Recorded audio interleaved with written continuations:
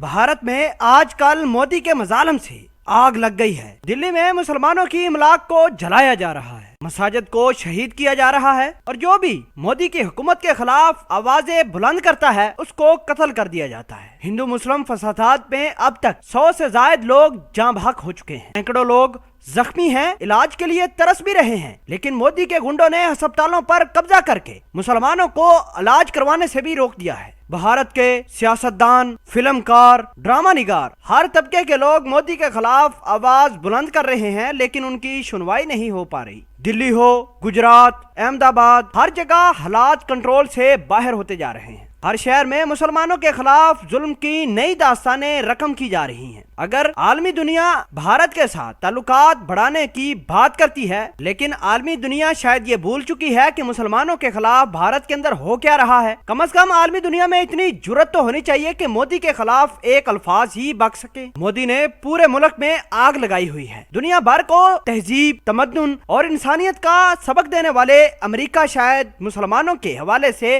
भारत के अंदर आकर ही भूल गए थे कि भारत के अंदर मुसलमानों और दूसरे अक़लियतों के साथ हो क्या रहा है। मोदी मुसलमानों के साथ कर क्या रहा है, ये शायद हर चीज डोनाल्ड ट्रंप अपने दौरे के दौरान भूल गए थे। भारत में खवातीन गैर महफूज हैं और दुनिया भर की तंजीमें न सिर्फ खामोश हैं बल्कि घोड़े बेचकर सो रहे हैं। मजे की बात यह है कि इस्लामी मुल्कों की तंजीमों को अगर आप मुर्दा घोड़ा कह दें तो इस्लामी मुल्क बहुत ज्यादा नाराज होंगे, लेकिन मोदी के साथ ताल्लुकात मजीद बढ़ाते हैं। शायद अरब मुमालिक को भारत के अंदर बसने वाले मुसलमानों से कोई दिलचस्पी है ही नहीं। अभी इस बात का भी जवाब ढूंढना है कि भारत के अंदर होने वाले जुल्म के खिलाफ मुसलमानों की दादरसी के लिए जाएगा कौन। अमेरिका शायद ये भूल चुका है कि मोदी वो शख्स है जो पिछले बरसों अमेरिका जाना ही उसका बंद था। इतना जालिम शख्स दुनिया में इसकी मजाल नहीं बनती। और इमरान खान ने सही बात की थी कि मोदी बिल्कुल नाजी पार्टी जो कि हिटलर की पार्टी थी उसकी आइडियोलॉजी पर काम करते हैं। मजे की बात यह है कि यूरोप के किसी मुल्क में भी हॉलोकॉस्ट का नाम ले तो आपको कैद भुगतनी पड़ती है। इतने जुल्म शायद मुसलमानों पर हो रहे हैं, कोई आवाज उठाने के लिए तैयार ही नहीं। मोदी ने आखिर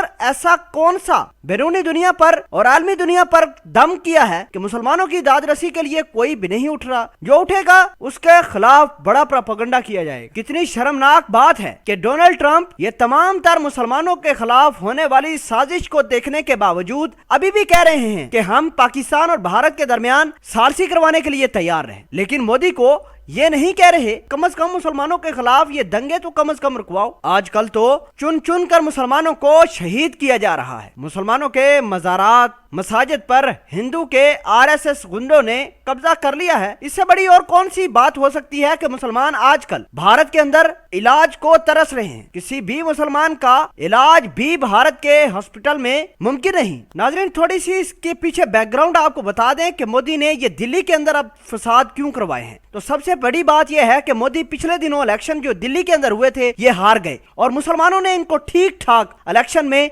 टसल कराई। अब मोदी मुसलमानों से अपनी इलेक्शन की हार का बदला लेने के लिए ये तमाम के तमाम गुंडे भेजकर मुसलमानों को तंग करा रहे हैं, मुसलमानों का जीना हराम किया है। अल्लाह पाक से दुआ ये करते हैं कि या अल्लाह मुसलमानों को भारत के अंदर एक नई क़यादत दे, मोदी से जान छुड़वाए और मोदी की जितनी भी पॉलिसियां हैं अल्लाह पाक उसको निस्तो नबूद करे। आमीन।